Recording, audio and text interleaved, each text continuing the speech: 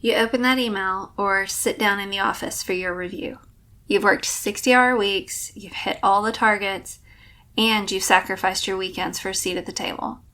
But the rating comes back as meets expectations, and instantly it feels like your world collapses. Why does a single phrase on a corporate document have the power to dismantle your peace?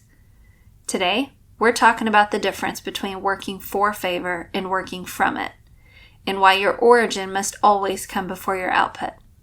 In the corporate world, value's earned. You're only as good as your last quarter. But in the kingdom, identity is a gift. And today, we're moving from proving to purposing. Do you find yourself sanitizing your faith just to fit into the corporate culture? Does your sense of worth rise and fall with your latest performance review? If you're an ambitious Christian woman navigating the friction between faith and work, you are not alone. Hi, I'm Jency, Jesus follower, corporate leader, and recovering overachiever.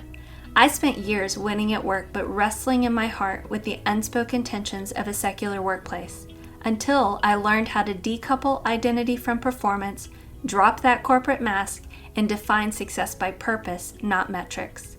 Welcome to Ambitious Faith at Work, the podcast for high achievers who want to lead with clarity, conviction, and courage, because you shouldn't have to choose between success and soul. So if you're ready to redefine success in a way that's anchored, authentic, and aligned, you're in the right place. It's time to stop hiding in plain sight and start showing up boldly as a light. I remember walking into a performance review feeling super confident. I had my list of results printed out. I had said yes to every extracurricular committee, and I had stayed late more nights than I could count. In my mind, exceeding expectations was a given. My boss started the meeting with a smile, but he was genuinely excited to tell me that I had met expectations. In that moment, despite my best intentions, I completely checked out. I was sitting there, but my focus shifted from the conversation to a calculation that was happening in my head. While he was talking about my solid performance, my internal narrative was screaming, average, you're mediocre, invisible. To me, meets expectations felt like a polite way of saying I'd failed. Maybe that sounds familiar to you too. Maybe you felt that gut punch where you realized you did everything right, but the rating didn't match the sacrifices you made. As I reflected on that over the next few days, I realized I had made a trade. I had allowed a corporate expectation to become the keeper of my peace. I was a slave to a rating and realized that if a meets could dismantle my identity, then my identity wasn't actually anchored. I had handed the keys to my peace over to someone who was never meant to hold them. So how do we get those keys back? How do we move from the exhausting work of proving our worth to the stable work of purposing our lives? In our debut episode, our first episode, we named the 4 tensions that fracture our identity and the shifts we need to move from a horizontal identity to a vertical identity. If you haven't heard it, I really encourage you to go back and listen. It's the essential first step in reclaiming your stability. But today we're going to go deeper. It's one thing to make a shift. It's another thing to stay there. We're moving from mindset shifts, the movement, to foundational truths, which is the staying power. We're moving you from a performance-based identity, what you do, to a position-based identity, who you are. And when I say position, I'm not talking about your title or your email signature or where you are on the org chart. I'm talking about your permanent, unshakable status as a daughter of the King. So that shift from a performance-based identity to a position-based identity starts with 3 fundamental truths, and we'll walk through each of them. So truth number 1 is that your identity is a gift, and you're working from favor, not for it. So in the corporate world, everything is performance-based, and value is a transaction. You're working for favor. You're trading your results for a rating. I had checked out in that performance review because I thought my rating was a reward that I had not earned. But in the kingdom, it's position-based. Identity is a gift, and it can't be earned. You aren't working to get into God's good graces. You're working because you're already there. Ephesians 2, 8-9 reminds us of this and says, "For it's by grace that you've been saved through faith, and this is not from yourselves. It's the gift of God, not by works, so that no one can boast." So your status as a child of God is a right given to you by grace, not a credential that you earned through effort. It's a gift of grace, not works. So your position in the kingdom is received. It's not achieved. And in the kingdom, you work from a place of favor, not for it. So how do we operationalize this truth when the pressure is actually on? I want to encourage you to do a reset. When that voice in your head starts calculating your worth based on your results, stop and mentally strip your business card. No title, no company, no degree. If you stripped away the tenure and the targets, who is the woman left standing there? And are you still enough? That is the data you need to return to every time the pressure starts to rise. You're a daughter of the King, and that is a position no performance review can ever change or take away. It's not just a nice thought, it's a mental discipline. If we're going to stop hiding behind our results, we have to get comfortable with who we are without them. So a challenge I have for you this week is to use something I call the title strip. Practice introducing yourself or even just thinking of yourself without mentioning your job title, your company, or your degree, or any other accomplishment. Who are you when that business card is blank? If you can't answer that without your credentials, that's where the work starts. So truth number 2, your origin comes before your output. This is about the order of operations. In the corporate world, things are performance-based, and the order is, I do, therefore I am. So we're working towards an identity. But in the kingdom, it's position-based, and the order is flipped. I am, therefore I do. So we work from an identity. Your value is established by your maker, not the marketplace. You're valued for who you are, not just what you produce. The Bible tells us that we are His workmanship, created in Christ Jesus for good works, and that's found in Ephesians 2:10. We talked about this a little bit in the last episode, but here I want you to notice the order. You're His workmanship first. That's your origin. And the good works, the high performance, that's your output. And that flows out of that identity that you have, not the other way around.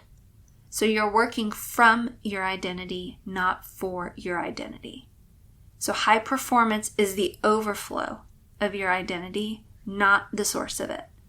When you get the order wrong, you end up on that performance treadmill, running faster and faster but staying in the same place. Your performance is a result of who you are. It's not the definition of who you are. So how do we put this into practice? I want to encourage you to establish a new rhythm. Tomorrow morning, before you open your laptop or check a single notification, I want you to take 30 seconds for a morning handoff. Just a short 30-second prayer that says, Lord, I am your workmanship first. I surrender the outcomes of today's work to you, and I'm going to work from my identity, not for it. Let your output flow from your origin. When you settle the who before the what, you stop striving and you start leading. So let's move on to truth number 3. Your success is a gift to steward, not a God to serve. In the corporate world, we are taught that success is the result of our hustle and grind. It's very performance-based. We're working to prove who we are. But in the kingdom, it's position-based. You're working from the security of whose you are. Your talents and abilities are on loan to you to steward, and your maker is already pleased with you. Colossians 3:23-24 says, whatever you do, do it enthusiastically as something done for the Lord and not for men, knowing that you will receive the reward of an inheritance from the Lord. You serve the Lord Christ. Who you're working for matters. Colossians calls us to work with all of our heart as working for the Lord, not for men, not for our bosses or our peers. When your master's already pleased with you, the human master's opinion loses its power over you. So high performance is a gift to be stewarded, but it's a terrible God to be served. When you know you're already loved and secured, high performance becomes a gift you give, not a price you pay for your identity. So instead of working to prove who you are, you work from the security of whose you are. So how do we put this concept into practice, that success is a gift to steward, not a God to serve? If you're going to stop serving that God of success, you have to prove to yourself that you're no longer its slave. So I want to challenge the status quo and ask you to take a small action of rebellion against hustle culture through what I'm calling a Sabbath moment. Take 10 minutes today to be completely unproductive. Sit still, breathe, prove to your soul that the world does not stop spinning when you stop producing. I know for someone like us, sometimes doing nothing feels a lot harder than doing everything. But choosing to be still is actually a position of strength. It's the ultimate proof that you stopped proving your worth and you've started purposing your life. It's a declaration that your value is settled at the cross, not in the quality of your last deliverable.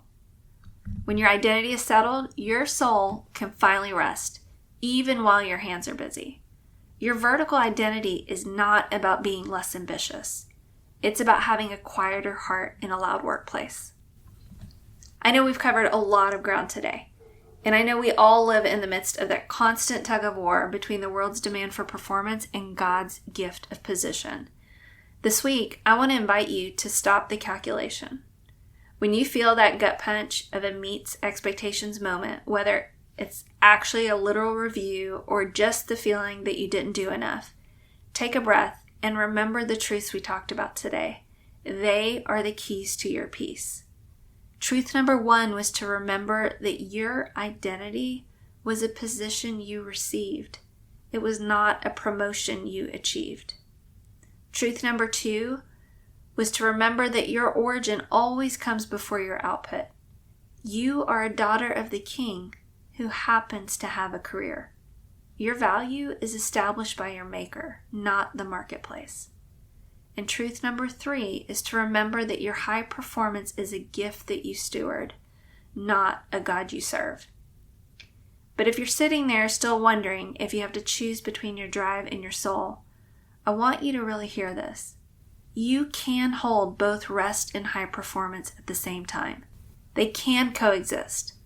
In fact, high performance is most sustainable when it's fueled by the rest that comes from a settled identity. Friend, true rest doesn't come from doing less work. It comes from no longer doing the exhausting work of trying to prove you're enough. So here's my challenge for you this week. Choose one tool to settle your identity before you start your output. Maybe you need that reset of the title strip to remember that you're enough without your credentials. Or maybe you need that rhythm of the morning handoff to give the results to God before you open your laptop or start your day. Or maybe you need that rebellion of a Sabbath moment to prove that you aren't a slave to the hustle. Whatever you choose, stop working for a favor you already have and start working from it. My prayer for you today and always is that you go lead with the clarity of who you are, the conviction of what you believe, and the courage to live out your calling in every room you enter. Thanks so much for choosing to spend part of your day with me. I'll meet you back here next time. Hey friend, I hope today's episode gave you a little more courage to be yourself at work this week. If it resonated, would you please take 30 seconds and text it to someone you know who's also navigating those unseen tensions at work? And I'd truly appreciate it if you'd leave a quick rating or review on Apple Podcasts or wherever you're listening right now. It's the best way to help more women realize they don't have to choose between their success and their soul. All right, that's it for today. It's time for me to close those 20 open browser tabs and prioritize my soul over my screen. Until next time, let's stop hiding in plain sight and start showing up boldly as a light.